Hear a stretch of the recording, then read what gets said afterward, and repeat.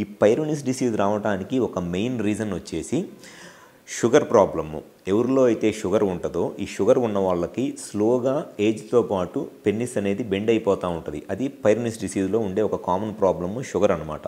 And second వచ్చేసి కొంతమందిలో sex చేస్తున్నప్పుడు పెన్నిస్ కొన్నిసార్లు ఇట్లా ఫోర్స్ఫుల్గా బయటకు వచ్చేసి మళ్ళీ లోపలికి వెజైనాలోకి వెళ్లకుండా పక్కన గుద్దుకుంటుంది. ఇట్లా రిపీటెడ్గా పెన్నిస్ బయటికి వచ్చి పక్కన గుద్దుకోవటం వల్ల ఏమైందంటే ఈ పెన్నిస్ లోపల ఉన్న మజిల్ డ్యామేజ్ అయిపోయింది. ఆ మజిల్ డ్యామేజ్ అయిపోయి దానివల్ల పైరోనిస్ డిసీజ్ వచ్చింది అనమాట. సో పైరోనిస్ డిసీజ్ అంటే వాళ్ళకి బెండ్ అనేది ఆల్మోస్ట్ 45 to 50 ఇయర్స్ ఏజ్ తర్వాత స్టార్ట్ అయ్యిద్ది. అండ్ ఆ బెండ్ అనేది స్లోగా పెరుగుతూ వచ్చింది.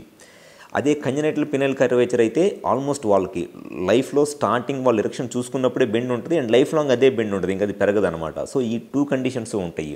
కానీ చాలామంది పేషెంట్స్ అసలు వాళ్ళకి ఈ పినైల్ కర్వేచర్ అంటే ఈ బెండ్ ఉండటానికి అసలు వాళ్ళది కంజనైటల్ పినైల్ కర్వేచరా లేకపోతే పైరోనిస్ డిసీజా లేకపోతే ఒకవేళ ఈ బెండ్ కనుక ఉంటే అది ఎంత డిగ్రీ ఉంది, దానివల్ల సెక్షువల్గా ఏదైనా సమస్యలు ఏదైనా వస్తాయా అనేది చాలామంది తెలియక పెళ్లి చేసుకోవడానికి మాది ఇట్లా పెన్నిస్ స్ట్రైట్గా లేదు వంకరగా ఉంది పెళ్లి చేసుకోవడానికి ఇబ్బంది పడుతూ ఉంటారు. లేకపోతే కొంతమంది పెళ్ళి అయిపోయిన తర్వాత కూడా ఇబ్బంది పడుతూ ఉంటారు.